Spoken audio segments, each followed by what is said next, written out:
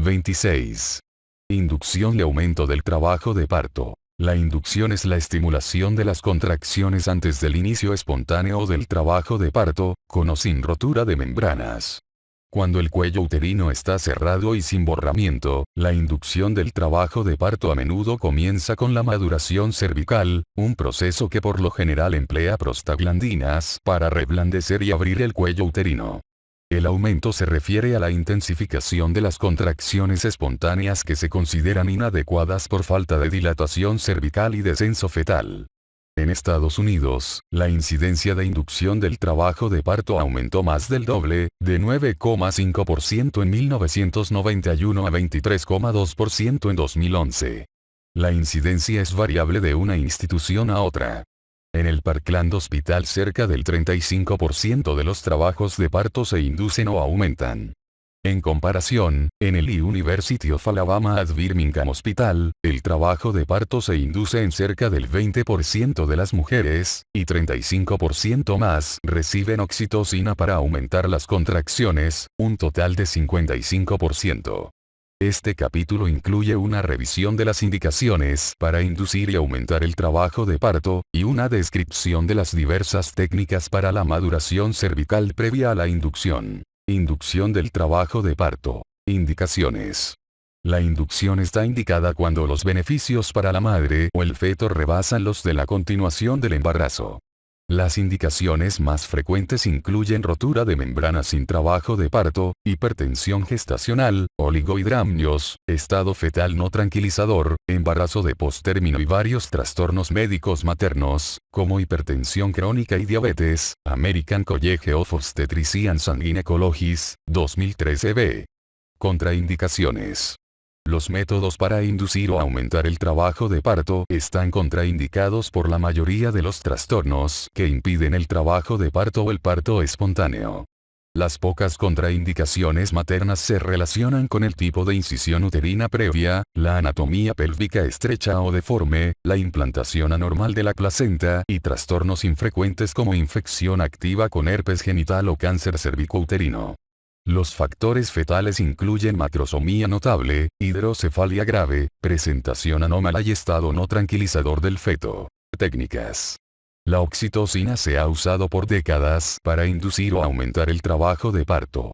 Otros métodos efectivos incluyen prostaglandinas, como misoprostol y dinoprostona, y métodos mecánicos que incluyen separación de membranas, rotura artificial de las membranas, infusión salina extraamniótica, globos transcervicales y dilatadores cervicales higroscópicos. Es importante que, como se recomienda en las Guidelines for Perinatal Care, cada departamento de obstetricia tenga sus propios protocolos escritos que describan la aplicación de estos métodos para inducir y aumentar el trabajo de parto. American Academy of Pediatrics y American College of Obstetricians and Gynecologists. Riesgos. Las complicaciones maternas relacionadas con la inducción del trabajo de parto consisten en parto por cesárea, corioamnionitis, rotura de cicatriz uterina y hemorragia posparto por atonía uterina. Tasa de operación cesárea. La tasa de cesáreas ha aumentado sobre todo en nulíparas en las que se practica la inducción. En realidad, varios investigadores publicaron un riesgo 2 a 3 veces más alto. Además, estas tasas tienen una relación inversa con la favorabilidad cervical al momento de la inducción, o sea la calificación de BISOP. El aumento en el riesgo de cesárea con la inducción del trabajo de parto no parece disminuir con la maduración cervical previa a la inducción en la nulípara con cuello uterino desfavorable. En realidad, la tasa de operación cesárea después de la inducción electiva aumentó de manera significativa, incluso en mujeres con una calificación de BISOP de 7 o más, en comparación con la de pacientes con trabajo de parto espontáneo. La localización y posición del vértice fetal también influye en las tasas de éxito. Por ejemplo, en nulíparas con más de 41 semanas de gestación y feto de vértice no encajado, la tasa de cesárea aumentó 12 veces, en comparación con la de mujeres con feto de vértice encajado. La premisa de que la inducción del trabajo de parto electiva aumenta el riesgo de cesárea se cuestiona. Muchos estudios han comparado a las mujeres en las que se induce el trabajo de parto con las que inician el trabajo de parto de manera espontánea. Sin embargo, con base en mujeres que se mantuvieron en tratamiento expectante, Osmundson y otros informaron tasas de cesárea similares en más de 4.000 mujeres con inducción electiva entre las 39 y 41 semanas, con o sin cuello uterino favorable. Por ahora, este tema sigue sin resolver. Corioamnionitis. A menudo se elige la amniotomía para aumentar el trabajo de parto. Las mujeres en las que el trabajo de parto se induce con amniotomía tienen mayor incidencia de corioamnionitis que las que inician el trabajo de parto espontáneo. American College of Obstetricians and Gynecologists. Rotura de una incisión uterina previa. La rotura uterina durante el trabajo de parto en mujeres con una cirugía uterina previa puede ser catastrófica. Lidon Rochelle y otros cuantificaron algunos de estos riesgos. Ellos publicaron que el riesgo de rotura uterina aumenta 3 veces en las mujeres con trabajo de parto espontáneo y una cicatriz uterina. Con la inducción del trabajo de parto con oxitocina sin prostaglandinas, el riesgo aumentó 5 veces, y con prostaglandinas se elevó drásticamente 15,6 veces. La Maternal Fetal Medicine Units Network también publicó un aumento de 3 veces en el riesgo de rotura de cicatriz uterina con oxitocina, lo que se elevó aún más cuando también se usaron las prostaglandinas. El American College of Obstetricians and Gynecologists, 2013 desaconseja el uso de misoprostol para la maduración cervical antes de la inducción o para la inducción del trabajo de parto en mujeres con una cicatriz uterina previa. Atonía uterina. La hemorragia posparto por atonía uterina es más frecuente en las mujeres que se someten a inducción o aumento del trabajo de parto. La atonía con hemorragia intratable, sobre todo después de una cesárea, es una indicación frecuente para histerectomía periparto. En un estudio del Parkland Hospital, la inducción del trabajo de parto se relacionó con el 17% de 553 histerectomías periparto de urgencia. En Estados Unidos, Bateman y otros publicaron que la tasa de histerectomía posparto aumentó 15% entre 1994 y 2007. Lo anterior se atribuyó en gran medida a las mayores tasas de atonía relacionada con más inducciones farmacológicas del trabajo de parto y más partos por cesárea, ya fuera primaria o repetitiva. Por último, la inducción electiva se relacionó con un aumento a más del triple en la tasa de histerectomía en el análisis de Bailey y otros. Inducción electiva del trabajo de parto. No hay duda que la inducción electiva por conveniencia se ha vuelto más frecuente. En Estados Unidos entre 1991 y 2006, las tasas iniciales de inducción del trabajo de parto de término aumentaron en forma significativa en pacientes de todas las razas y grupos étnicos. Este aumento fue mayor en mujeres caucásicas no hispanas en 2006. En este grupo, la tasa fue de 20,5% en presencia de diabetes o hipertensión, y fue del 9% entre las mujeres sin estas indicaciones. Clark y otros publicaron datos de 14.955 partos de 37 semanas de gestación o más. Los autores observaron que 32% fueron partos selectivos y 19% fueron inducciones selectivas del trabajo de parto. El American College of Obstetricians and Gynecologists, 2013 no respalda esta práctica tan difundida. Las excepciones ocasionales podrían incluir razones logísticas y otras, como el riesgo de un trabajo de parto rápido, una mujer que vive a una gran distancia del hospital o indicaciones psicosociales. Los autores también opinan que la inducción electiva habitual al término de la gestación no está justificada por el mayor riesgo de resultados maternos adversos. El parto electivo antes de las 39 semanas completas también se acompaña de morbilidad neonatal significativa y adversa. Si se considera la inducción electiva al término, deben discutirse los riesgos inherentes, debe obtenerse el consentimiento informado y es preciso seguir los lineamientos promulgados por el American College of Obstetricians and Gynecologists, 2013 que se detallan en el capítulo 31. Los grupos de Fisch y Osiro describieron lineamientos para desalentar las inducciones selectivas. Ambos grupos informaron descensos significativos en las tasas de partos selectivos después de iniciar los lineamientos. Tanner realizó una encuesta en más de 800 hospitales estadounidenses y publicó que los esfuerzos para reducir los partos de término precoces tienen éxito. Factores que afectan la inducción exitosa. Varios factores aumentan o disminuyen la capacidad de la inducción del trabajo de parto para lograr el parto vaginal. Los factores favorables incluyen la multiparidad, índice de masa corporal menos de 30, cuello uterino favorable y peso al nacer menos de 3.500 gramos. Para las nulíparas y multíparas, Kominiarek y otros observaron que un BMI más alto tenía una influencia adversa en la duración del trabajo de parto para alcanzar la fase activa y completar la dilatación. En muchos casos, el útero solo no está preparado para el trabajo de parto. Un ejemplo es un cuello uterino inmaduro.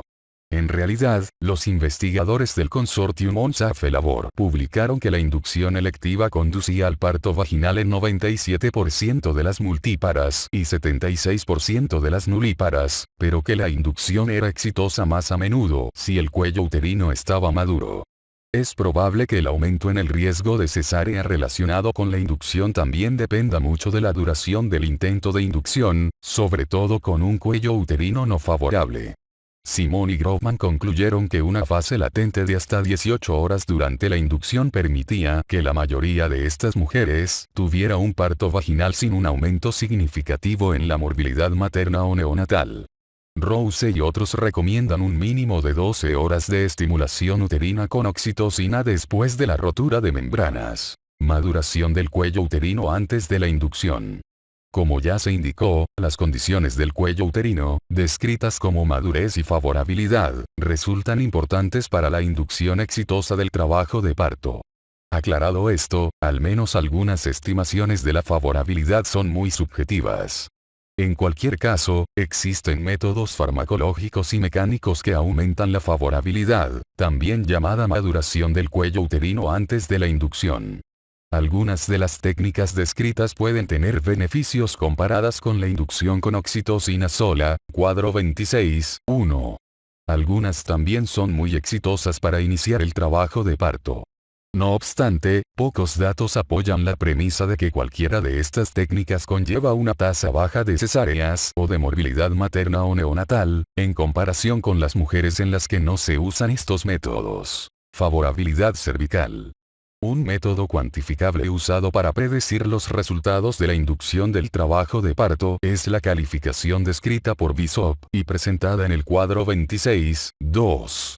Conforme la favorabilidad o la calificación de Bishop disminuyen, la tasa de inducción hasta lograr el parto vaginal también desciende. Una calificación de Bishop de 9 confiere una alta probabilidad de inducción exitosa. En otras palabras, la mayoría de los médicos consideraría que una mujer con cuello uterino dilatado en 2 centímetros, borramiento en 80%, blando y en posición medial, y con el occipucio fetal en la localización -1, tendría una inducción exitosa del trabajo de parto.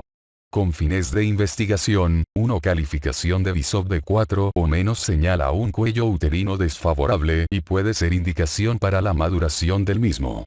Laugon y otros intentaron simplificar la calificación de Bishop mediante un análisis de regresión en 5.610 partos de feto único no complicados de nulíparas entre las 370.7 y las 416.7 semanas. Solo la dilatación cervical, la localización y el borramiento tuvieron una relación significativa con el parto vaginal exitoso. Por lo tanto, una calificación de Bishop simplificada que incorpora solo estos 3 parámetros tuvo un valor predictivo positivo o negativo similar o mejor que la calificación de Bishop original. La medición ecográfica transvaginal de la longitud cervical se ha valorado como alternativa a la calificación de Bishop. Hatfield y otros realizaron un metaanálisis de 20 estudios en los que se usó la longitud cervical para predecir la inducción exitosa. Debido a la heterogeneidad de los criterios de estudio, incluida la definición de inducción exitosa, los autores concluyeron que la interrogante permanece sin resolver. Tanto este estudio como el realizado por Usun y otros encontraron que la longitud del cuello uterino medida por ecografía no es mejor que la calificación de Bishop para predecir el éxito de la inducción. Técnicas farmacológicas. Por desgracia, las mujeres a menudo tienen una indicación para la inducción, pero también tienen un cuello uterino desfavorable. Por lo tanto, muchas investigaciones se han enfocado en técnicas para madurar el cuello uterino antes de estimular las contracciones uterinas. Un aspecto importante es que, en más de la mitad de las ocasiones, las técnicas usadas para mejorar la favorabilidad cervical también estimulan las contracciones, por lo que ayudan a la inducción o aumento subsiguiente del trabajo de parto. Las técnicas usadas más a menudo para la maduración cervical previa a la inducción y para la inducción incluyen varios análogos de las prostaglandinas. Prostaglandina 2. La dinoprostona es un análogo sintético de la prostaglandina 2. Está disponible de manera comercial en tres formas: un gel, un óvulo vaginal de liberación programada y un supositorio de 10 miligramos. El gel y el óvulo vaginal para liberación programada están indicados solo para maduración cervical antes de inducir el trabajo de parto. Sin embargo, el supositorio de 10 miligramos está indicado para la terminación del embarazo entre las 12 y 20 semanas, así como para la evacuación del útero después de la muerte fetal hasta las 28 semanas. A menudo se recurre a la aplicación local de dinoprostona para la maduración cervical, American College of Obstetricians and Gynecologists, 2013 b. Su forma de gel está disponible en una jeringa con 2,5 ml para aplicación intracervical de 0,5 mg de dinoprostona. Con la paciente en posición de decúbito dorsal, la punta de la jeringa precargada se coloca dentro del conducto cervical y el gel se deposita justo debajo del orificio interno. Después de la aplicación, la mujer permanece acostada durante al menos 30 minutos.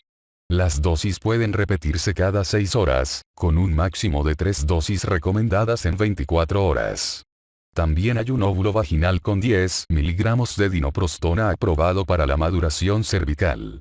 Es una oblea polimérica delgada, plana, rectangular colocada dentro de un pequeño saco de malla de poliéster blanca, figura 26.1. El saco tiene una cola larga unida para permitir el retiro fácil de la vagina. El óvulo libera el fármaco con lentitud, 0,3 miligramos por hora, en forma de gel. Este óvulo se usa como dosis única colocado en forma transversal en el fondo de saco vaginal posterior. Debe usarse un poco de lubricante, si acaso, ya que puede cubrir el dispositivo y dificultar la liberación de dinoprostona. Después de la inserción, la paciente debe permanecer acostada al menos 2 horas. El óvulo se retira después de 12 horas o cuando inicia el trabajo de parto y al menos 30 minutos antes de administrar oxitocina. La mayoría de los metaanálisis sobre la eficacia de dinoprostona refieren un tiempo más corto hasta el parto, en menos de 24 horas. Sin embargo, no muestran una reducción consistente en la tasa de cesáreas. Kelly y otros realizaron una búsqueda Cochrane de 63 estudios y 10.441 mujeres que recibieron prostaglandinas vaginales, placebo o ningún tratamiento. Estos investigadores publicaron una tasa más alta de parto vaginal en menos de 24 horas cuando se usaban prostaglandinas. También encontraron que las tasas de parto por cesárea no cambiaban. Boulvain y otros informaron resultados similares después de otra revisión Cochrane de dinoprostona intracervical en gel. En comparación con el placebo o la ausencia de tratamiento, solo se observó una menor tasa de cesárea en un subgrupo de mujeres con cuello uterino desfavorable y membranas intactas. Por último, los estudios de catéter de Foley frente a prostaglandina E2 vaginal en gel para inducción del trabajo de parto al término, estudios PROBAT, tuvieron un diseño no cegado, con asignación al azar y compararon estas dos opciones. No hubo diferencia en la tasa de operación cesárea, un dato consistente con los metaanálisis relacionados. Efectos secundarios. Hay reportes de taquicistolia uterina después de la prostaglandina E2 vaginal en 1 a 5% de las pacientes. Aunque las definiciones de actividad uterina varían de un estudio a otro, la mayoría de ellos usa la definición recomendada por el American College of Obstetricians and Gynecologists, 2013 c. 1. La taquicistolia uterina se define como más de 5 contracciones en un periodo de 10 minutos. Siempre debe calificarse en presencia o ausencia de alteraciones en la frecuencia cardíaca fetal. 2. Hipertonía uterina, hiperestimulación e hipercontractilidad son términos que ya no se definen y no se recomienda su empleo. Como la taquicistolia uterina relacionada con afectación fetal puede desarrollarse cuando se usan prostaglandinas con trabajo de parto espontáneo o preexistente, no se recomienda su aplicación. Si después de colocar el óvulo de 10 miligramos hay taquicistolia, el retiro del dispositivo mediante la tracción de la cola del saco casi siempre revierte este efecto. No se ha demostrado que la irrigación para retirar el gel sea útil. Los fabricantes recomiendan cautela cuando se usen estas preparaciones en mujeres con membranas rotas. También se recomienda precaución cuando se usan en pacientes con glaucoma o asma. Sin embargo, en una revisión de 189 pacientes con asma, la dinoprostona no se relacionó con agravación del asma. Otras contraindicaciones enlistadas por los fabricantes incluyen antecedente de hipersensibilidad a la dinoprostona, sospecha de compromiso fetal o desproporción cefalopélvica, hemorragia vaginal inexplicable, cuando la paciente ya recibe oxitocina, pacientes con 6 o más embarazos de término previos, mujeres con alguna contraindicación para el parto vaginal, las que tienen alguna contraindicación para la oxitocina y pacientes en las que son peligrosas las contracciones uterinas prolongadas, como aquellas con una cesárea o cirugía uterina previa. Administración. Las preparaciones de prostaglandina 2 solo deben administrarse en o cerca de la sala de partos. Además, es preciso vigilar la actividad uterina y la frecuencia cardíaca fetal. American College of Obstetricians and Gynecologists, 2013 b. Estos lineamientos se aplican por el riesgo de taquicistolia. Cuando las contracciones comienzan, casi siempre son aparentes en la primera hora y alcanzan su nivel máximo en las primeras 4 horas. Según los lineamientos del fabricante, la inducción con oxitocina después de la aplicación de prostaglandina para maduración cervical debe retrasarse 6 a 12 horas luego de administrar gel de prostaglandina 2 o durante al menos 30 minutos después de retirar el óvulo vaginal. Prostaglandina 1. El misoprostol es una prostaglandina una sintética probada como comprimido de 100 o 200 microgramos para prevención de la úlcera péptica. Se ha usado fuera de las indicaciones en la información para prescripción para la maduración cervical previa a la inducción, puede administrarse por vía oral o vaginal. Los comprimidos son estables a temperatura ambiente. Aunque difundido, el uso fuera de las indicaciones ha sido controversial. En particular, GDC Harley Company notificó a los médicos que el misoprostol no está aprobado para inducir el trabajo de parto ni para el aborto. Sin embargo, al mismo tiempo el American College of Obstetricians and Gynecologists, 2013 b, reafirmó su recomendación para el uso del fármaco por su seguridad y eficacia comprobadas. En la actualidad es la prostaglandina preferida para la maduración cervical en el Parkland Hospital. Administración vaginal. Muchos estudios han publicado una eficacia equivalente o superior para la maduración cervical o la inducción del trabajo de parto con comprimidos de misoprostol administrados por vía vaginal y la prostaglandina 2 intracervical o intravaginal. Un metaanálisis de 121 estudios también confirmó estos datos. En comparación con la oxitocina o con la dinoprostona intravaginal o intracervical, el misoprostol aumentó la tasa de parto vaginal en menos de 24 horas. Además, aunque la tasa de taquicistolia uterina aumentó, esto no afectó las tasas de operación cesárea. En comparación con la dinoprostona, el misoprostol disminuyó la necesidad de inducción con oxitocina, pero aumentó la frecuencia de líquido amniótico teñido con meconio. Las dosis más altas de misoprostol se relacionan con menor necesidad de oxitocina, pero mayor frecuencia de taquicistolia con y sin cambios en la frecuencia cardíaca fetal. El American College of Obstetricians and Gynecologists, 2013 b, recomienda la dosis vaginal de 25 microgramos, la cuarta parte de una tableta de 100 microgramos. El fármaco se distribuye de manera uniforme en estos comprimidos marcados en cuartos. Wynn y otros describieron en fecha reciente el uso de un óvulo vaginal de polímero que contiene 200 microgramos de prostaglandina 1. Compararon su eficacia con los óvulos de 10 miligramos de dinoprostona y las observaciones iniciales son favorables. Administración oral. Los comprimidos de prostaglandina 1 también son efectivos por vía oral. Hoy otros realizaron un estudio con asignación al azar controlado que comparó el misoprostol oral concentrado con oxitocina. Los autores observaron tasas semejantes de parto vaginal y efectos colaterales. Sin embargo, en un metaanálisis de 9 estudios que incluyeron casi 3.000 mujeres se informaron mejorías en varios resultados con misoprostol oral. En particular, hubo una menor tasa de cesáreas en los 5 estudios que compararon el misoprostol oral con dinoprostona, con riesgo relativo de 0,82. Para los 2 estudios que compararon el misoprostol oral y vaginal, el primero se relacionó con una tasa más baja de taquicistolia uterina y cambios en la frecuencia cardíaca fetal, pero no hubo diferencias significativas con respecto a las tasas de parto por cesárea y otros resultados. Donadores de óxido nítrico.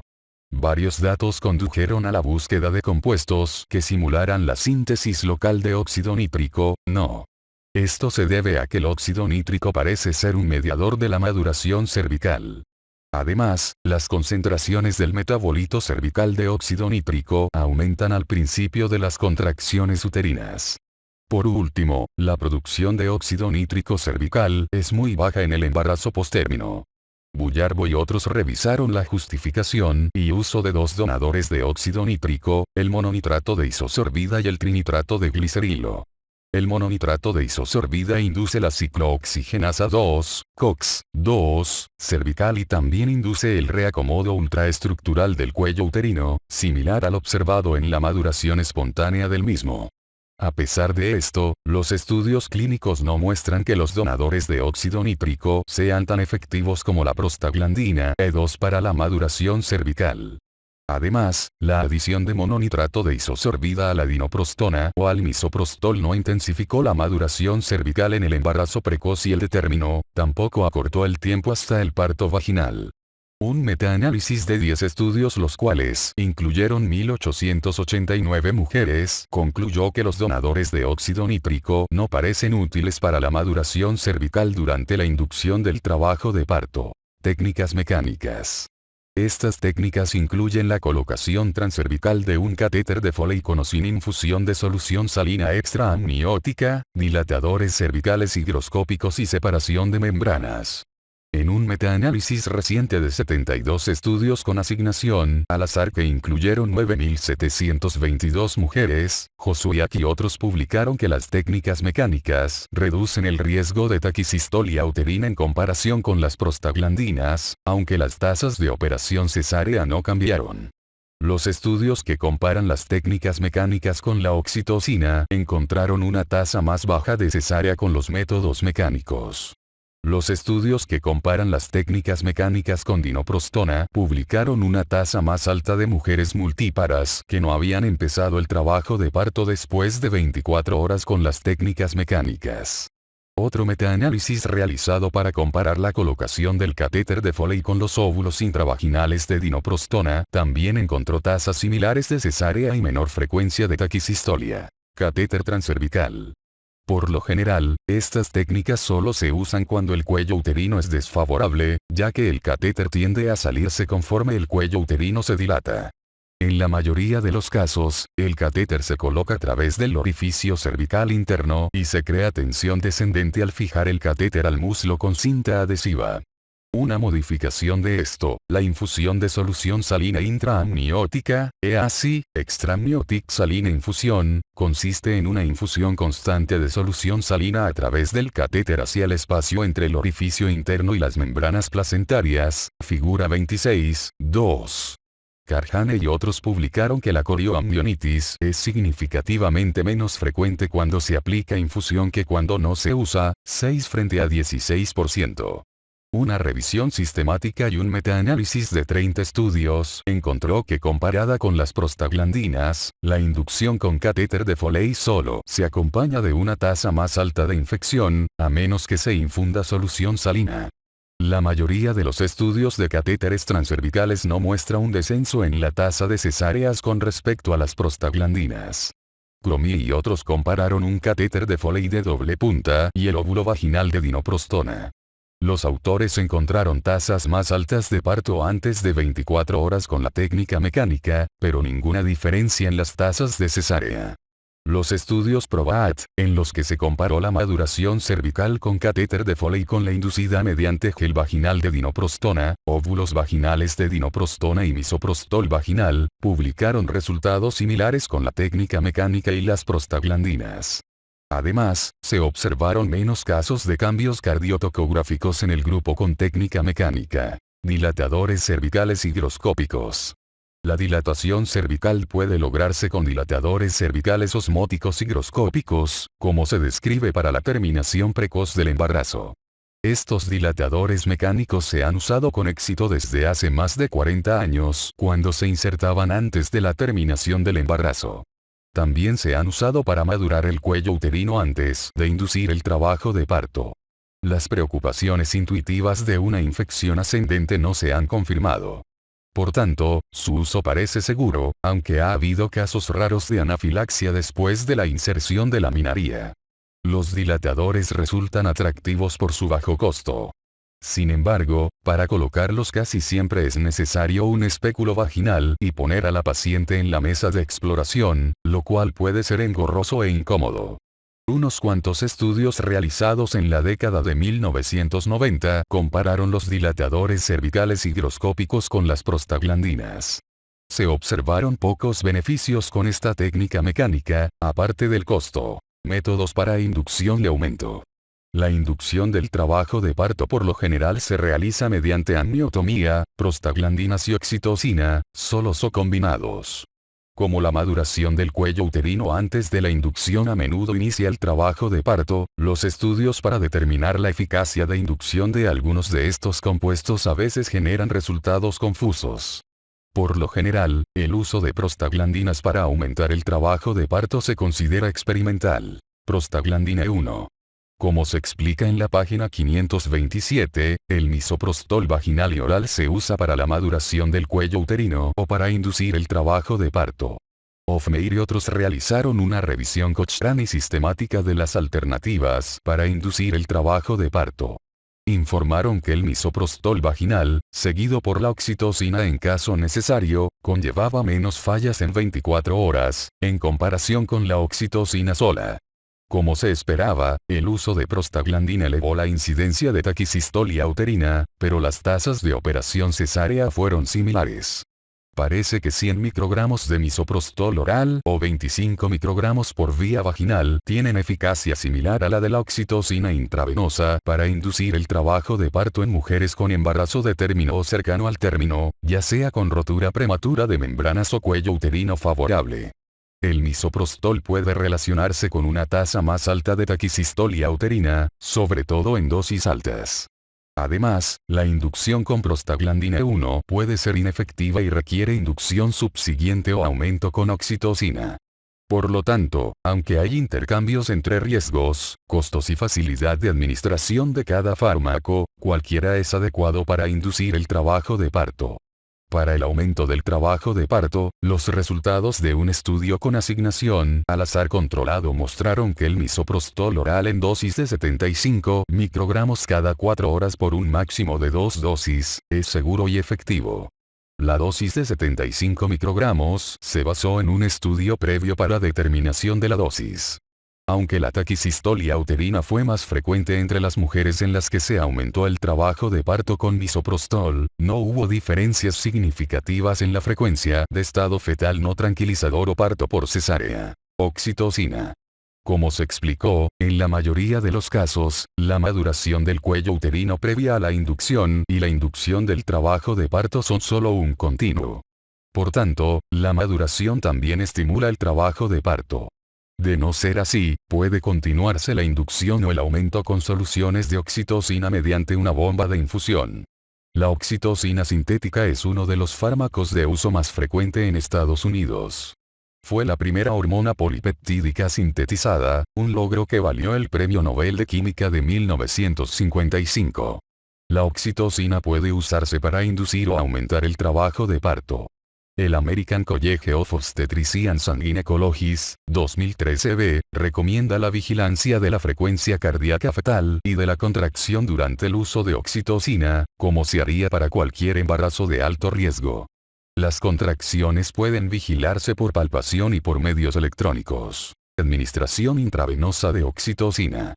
El objetivo de la inducción o aumento es producir la actividad uterina suficiente para causar un cambio cervical y el descenso del feto, al tiempo que se evita el desarrollo de un estado fetal no tranquilizador.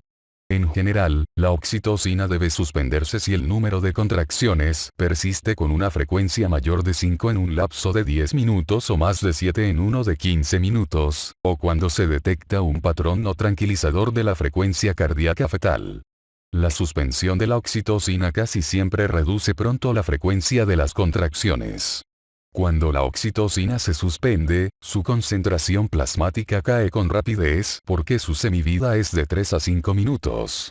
Seichik y otros encontraron que el útero se contrae 3 a 5 minutos después de iniciar una infusión de oxitocina y que el estado plasmático estable se alcanza en 40 minutos. La respuesta es muy variable y depende de la actividad uterina preexistente, el estado del cuello uterino, la duración del embarazo y diferencias biológicas individuales.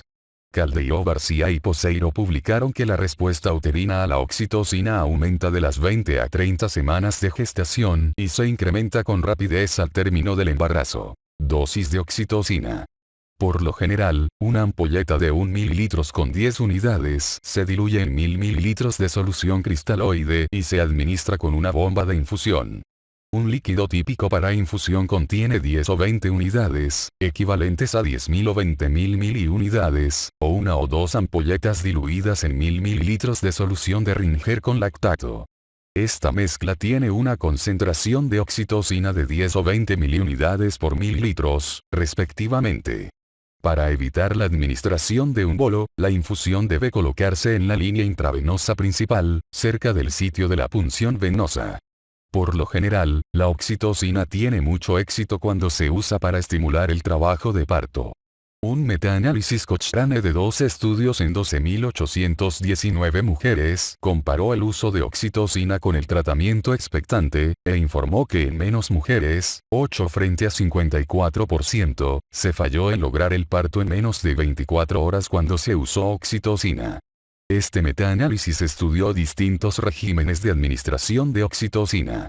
Un metaanálisis más pequeño de 4 estudios, que incluyó 660 mujeres y comparó regímenes de oxitocina de dosis alta con los de dosis baja, reportó que los regímenes con dosis altas se relacionan con menor duración del trabajo de parto y tasas de cesárea, además de una tasa más alta de parto vaginal espontáneo. Regímenes de oxitocina. Como resultado de numerosos estudios, ahora el American College of Obstetricians and Gynecologists, 2013a, recomienda varios regímenes para la estimulación del trabajo de parto. Estos y otros se presentan en el cuadro 26.3. Al principio, en Estados Unidos solo se usaban variaciones de los protocolos de dosis bajas. Luego O'Driscoll y otros describieron su protocolo Dublin para el control activo del trabajo de parto, que requería una dosis inicial de 6 miliunidades por minutos de oxitocina y avanzaban incrementos de 6 miliunidades por minutos. Los estudios comparativos subsiguientes durante la década de 1990 estudiaron regímenes de dosis altas, 4 a 6 miliunidades por minutos, frente a los convencionales de dosis bajas, 0,5 a 1,5 miliunidades por minutos, tanto para la inducción como para el aumento del trabajo de parto. En el Parkland Hospital, Satin y otros valoraron un régimen de oxitocina que usaba una dosis inicial e incremental de 6 miliunidades por minutos comparada con otro que indicaba 1 miliunidades por minutos. Se hacían incrementos a intervalos de 20 minutos en caso necesario. Entre 1.112 mujeres que se sometieron a inducción, el régimen con 6 miliunidades por minutos derivó en un tiempo medio menor desde el ingreso al parto, menos inducciones fallidas y ningún caso de septicemia neonatal. Entre las 1.676 mujeres en las que se aumentó el trabajo de parto, las que recibieron el régimen de 6 miliunidades por minutos tuvieron un tiempo menor de duración hasta el parto, menos partos con forceps, menos cesáreas por distocia y menores tasas de corioamnionitis intraparto o septicemia neonatal. Con este protocolo, la taquicistolia uterina se controla con la suspensión de la oxitocina seguida del reinicio cuando esté indicado y en una dosis 50% menor a la que se suspendió. Después, la dosis se eleva en 3 miliunidades por minutos cuando sea apropiado, en lugar del incremento usual de 6 miliunidades por minutos usado para las mujeres sin taquicistolia. No se observaron efectos colaterales neonatales. Xenakis y otros informaron beneficios con un régimen de oxitocina incremental que comenzaba en 4.000 unidades por minutos. En un estudio comparativo de 1.307 mujeres publicado por Merrill y Zlatnik, 816 mujeres se distribuyeron al azar para inducción y 816 para aumento del trabajo de parto con oxitocina incremental iniciada en 1,5 o 4,5 miliunidades por minutos. Las mujeres asignadas a la dosis de 4,5 miliunidades por minutos tuvieron una duración media mucho menor desde la inducción a la segunda etapa del trabajo de parto y de la inducción al parto. Las nulíparas asignadas a la dosis de 4,5 miliunidades por minutos tuvieron una tasa significativamente menor de cesárea por distocia, en comparación con las que recibieron la dosis de 1,5 miliunidades por minutos, 5,9 frente a 11,9%. Por tanto, los beneficios favorecen los regímenes de dosis más altas de 4,5 a 6 miliunidades por minuto sobre los de dosis bajas de 0,5 a 1,5 miliunidades por minutos. En 1990 en el Parkland Hospital se implementó el uso sistemático del régimen con 6 miliunidades por minutos iniciales y dosis incremental y continúa hasta ahora. En otras unidades tocológicas se prefiere un régimen de oxitocina incremental que comienza con una dosis de 2 miliunidades por minutos. Con cualquiera de los regímenes, estas dosis se usan para inducir o aumentar el trabajo de parto. Intervalo entre los incrementos en la dosis. Los intervalos para aumentar la dosis de oxitocina varían entre 15 y 40 minutos, como se muestra en el cuadro 26.3. Satin y otros resolvieron este aspecto con un régimen de 6 miliunidades por minutos que indicaba incrementos a intervalos de 20 o 40 minutos. Las mujeres asignadas al régimen con intervalo de 20 minutos para aumento del trabajo de parto tuvieron una tasa de cesárea por distocia mucho menor que las asignadas al régimen con intervalo de 40 minutos, 8 frente a 12%. Como quizás se esperaría, la taquicistolia uterina fue mucho más frecuente con el régimen de incremento cada 20 minutos. Otros investigadores publicaron incrementos aún más frecuentes. Los grupos de Frigoletto y Xenakis administraron oxitocina en dosis de 4 miliunidades por minutos e incrementos cada 15 minutos, en caso necesario. Merrill y Zlatnik iniciaron con 4,5 miliunidades por minutos, con incrementos cada 30 minutos.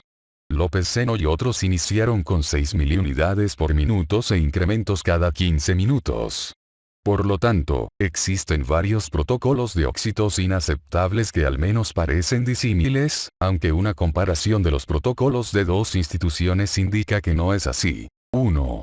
El protocolo del Parkland Hospital señala una dosis inicial de oxitocina de 6 miliunidades por minutos con incrementos de 6 miliunidades por minutos cada 40 minutos, pero usa la administración flexible con base en la taquicistolia uterina. 2. El protocolo del University of Alabama at Birmingham Hospital comienza con 2 miliunidades por minutos de oxitocina y en caso necesario aumenta cada 15 minutos a 4, 8, 12, 16, 20, 25 y 30 miliunidades por minutos. Por tanto, aunque al principio los regímenes parecen dispares, si no hay actividad uterina, con ambos se administran 12 miliunidades por minutos luego de 45 minutos de infusión. Dosis máxima. La dosis máxima efectiva de oxitocina para alcanzar contracciones adecuadas no es la misma en todas las mujeres. Wen y otros estudiaron a 1151 nulíparas consecutivas y encontraron que la probabilidad de progresión hasta el parto vaginal disminuía con una dosis de oxitocina de 36 miliunidades por minutos o más. Aún así, con una dosis de 72 miliunidades por minutos, la mitad de las nulíparas daba luz por vía vaginal. Por tanto, si las contracciones no son adecuadas, menos de 200 unidades Montevideo, y si el estado fetal es tranquilizador y el trabajo de parto se detuvo, una dosis de oxitocina en infusión mayor de 48 miliunidades por minutos no conlleva riesgos aparentes. Riesgos frente a beneficios. A menos que haya una cicatriz uterina, la rotura del útero relacionada con la infusión de oxitocina es rara, incluso en mujeres con partos previos. Flanelli y otros informaron que no hubo ninguna rotura uterina, con o sin oxitocina, en 27.829 nulíparas. Hubo 8 casos de rotura uterina evidente durante el trabajo de parto entre 48.718 mujeres con partos previos. Solo uno de esos se relacionó con el uso de oxitocina. La oxitocina tiene aminoácidos homólogos a la arginina vasopresina.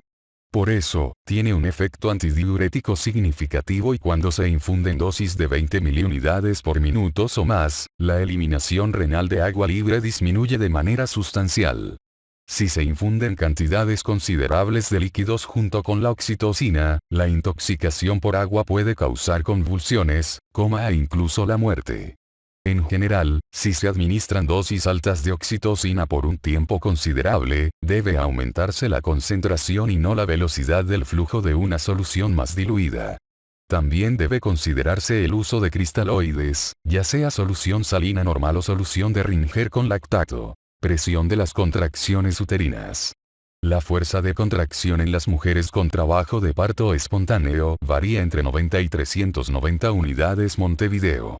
Como se describe en el capítulo 24, estas se calculan al restar la presión uterina basal de la presión máxima de cada contracción en un periodo de 10 minutos. Las presiones generadas por cada contracción se suman.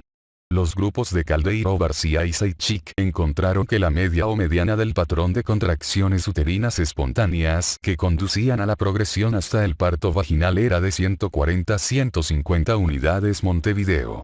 En el tratamiento de la detención de la fase activa, y si no hay contraindicación para la oxitocina intravenosa, deben tomarse las decisiones con el conocimiento del límite superior seguro de la actividad uterina. Aunque otros describieron un protocolo seguro y efectivo para aumentar la oxitocina en caso de interrupción de la fase activa. Con este, más del 90% de las mujeres alcanzaron un promedio de al menos 200 a 225 unidades Montevideo. Aunque otros informaron después que casi todas las mujeres en las que persistió el paro de la fase activa, a pesar de la oxitocina, generaban más de 200 unidades Montevideo. Es importante señalar que a pesar de que no progresó el trabajo de parto, no hubo efectos secundarios maternos ni perinatales en las que se sometieron a cesárea. No hay datos sobre la seguridad y eficacia de los patrones de contracción en las mujeres con una cesárea previa, con embarazo gemelar o con distensión excesiva del útero. Interrupción de la fase activa. El American College of Obstetricians and Gynecologists, 2013a, define la interrupción de la primera etapa del trabajo de parto como la culminación de la fase latente junto con contracciones de intensidad mayor de 200 unidades Montevideo por más de 2 horas sin que haya cambios cervicales. Algunos investigadores han intentado definir una duración más exacta para la detención de la fase activa. Arulkumaran y otros ampliaron el límite de 2 a 4 horas e informaron una tasa de 1,3% de cesárea en las mujeres que continuaron con contracciones adecuadas y dilatación cervical progresiva de al menos 1 centímetro por hora. En las mujeres sin dilatación cervical progresiva en las que se permitieron 4 horas más de trabajo de parto, la mitad necesitó cesárea. Rose y otros trataron de manera prospectiva a 542 mujeres con embarazo de término e interrupción de la fase activa sin más complicaciones. Su protocolo era alcanzar un patrón sostenido de al menos 200 unidades Montevideo por un mínimo de 4 horas. Este marco temporal se amplió a 6 horas si no era posible sostener la actividad en 200 unidades Montevideo más. Casi 92% de estas mujeres dio a luz por vía vaginal. Como se explica en el capítulo 23, estos y otros estudios apoyan la práctica de permitir una interrupción en la fase activa de 4 horas. Sang y otros analizaron la duración del trabajo de parto de 4 centímetros hasta la dilatación completa en 1329 nulíparas con embarazo de término. Los autores encontraron que antes de llegar a 7 centímetros de dilatación, la falta de progreso por más de 2 horas no era infrecuente en las que tenían partos vaginales. Alexander y otros informaron que la analgesia epidural prolonga 1 hora el trabajo de parto activo en comparación con la fase activa definida por Friedman.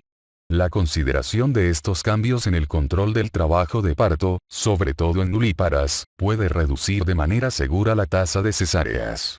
Conforme se acumulan datos, los investigadores cuestionan cada vez más los umbrales para determinar un trastorno por interrupción del trabajo de parto establecidos por Friedman y otros en la década de 1960. En particular, los investigadores del consortium ONSAFE Labor publicaron que la mitad de los casos de distocia después de inducir el trabajo de parto ocurrían antes de alcanzar los 6 centímetros de dilatación cervical. Incluso en mujeres con trabajo de parto espontáneo, estos investigadores encontraron que es más probable que la fase activa del trabajo de parto ocurra a los 6 centímetros, después de un progreso lento entre los 4 y los 6 centímetros. Además, informaron que un límite de 2 horas para diagnosticar los trastornos por interrupción puede ser demasiado corto cuando la dilatación cervical es menos de 6 centímetros. También se demostró que la duración de la primera etapa del trabajo de parto era más de 2 horas de lo publicado con base en los datos del Collaborative Perinatal Project. Amniotomía para inducción de aumento. Una indicación frecuente para la rotura artificial de membranas, la amniotomía quirúrgica, incluye la necesidad de vigilancia directa de la frecuencia cardíaca fetal o las contracciones uterinas. Para minimizar el riesgo de prolapso del cordón durante la amniotomía, debe evitarse el desplazamiento de la cabeza fetal, para lo cual puede ser útil la presión sobre el fondo uterino o suprapúbico. Algunos médicos prefieren romper las membranas durante una contracción. Si el vértice no está bien aplicado al segmento uterino inferior, a veces puede lograrse la salida gradual de líquido amniótico con varias punciones en la membrana con una aguja calibre 26 sujeta con una pinza de anillos y con visualización directa a través de un espéculo vaginal. Sin embargo, en muchos de estos casos las membranas se desgarran y el líquido sale con rapidez. Debido al riesgo de prolapso del cordón o, raras veces, de desprendimiento, se valora la frecuencia cardíaca fetal antes y justo después de la amniotomía. Amniotomía electiva. La rotura de membranas se practica a menudo con la intención de acelerar el trabajo de parto. En las investigaciones presentadas en el cuadro 26.4, la amniotomía practicada al alcanzar unos 5 centímetros de dilatación aceleró el trabajo de parto espontáneo en 1 a 1,5 horas. Es importante señalar que no aumentó la necesidad de estimulación con oxitocina ni la tasa general de cesáreas. Aunque aumentaron los patrones por compresión del cordón leve y moderada después de la amniotomía, las tasas de cesárea por sufrimiento fetal no se incrementaron. Lo más importante, no hubo efectos perinatales secundarios. Inducción con amniotomía. La rotura artificial de las membranas, a veces llamada inducción quirúrgica, puede usarse para inducir el trabajo de parto y siempre implica un compromiso para llegar al parto. La principal desventaja de la amniotomía como único mecanismo para inducir el trabajo de parto es el intervalo impredecible, y a veces prolongado, hasta el inicio del trabajo de parto. Por otra parte, en un estudio con asignación al azar, Bacos y Backstrom encontraron que la amniotomía sola o combinada con oxitocina era mejor que la oxitocina sola. Mercer y otros distribuyeron al azar a 209 mujeres con inducción mediante oxitocina para practicar amniotomía inmediata con dilatación de 1 o 2 centímetros, o amniotomía tardía al llegar a 5 centímetros. La amniotomía inmediata se relacionó con una reducción significativa de 4 horas en la duración del trabajo de parto, pero se elevó la incidencia de corioamnionitis. Aumento con amniotomía. Es frecuente practicar la amniotomía cuando el trabajo de parto es demasiado lento. Rose y otros observaron que, en el trabajo de parto detenido en la fase activa, la amniotomía con aumento mediante oxitocina acortaba el tiempo hasta el parto en 44 minutos, en comparación con el uso de oxitocina sola. Aunque la amniotomía no alteró la vía del parto, una limitación es que aumentó de manera significativa la incidencia de corioamnionitis. El American College of Obstetricians and Gynecologists, 2013a, recomienda el uso de la amniotomía para aumentar el progreso en el trabajo de parto activo, pero advierte que esto aumenta el riesgo de infección y fiebre materna. Separación de membranas para inducir el trabajo de parto. La inducción del trabajo de parto mediante separación de membranas es una práctica frecuente. Varios estudios sugieren que esta maniobra es segura y disminuye la incidencia de embarazo postérmino sin aumentos consistentes en la incidencia de rotura de membranas, infección o hemorragia.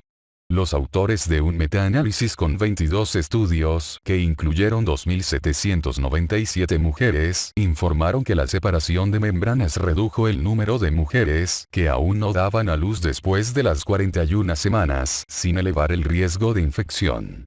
Concluyeron que la separación de membranas debió practicarse en 8 mujeres para evitar una inducción de trabajo de parto.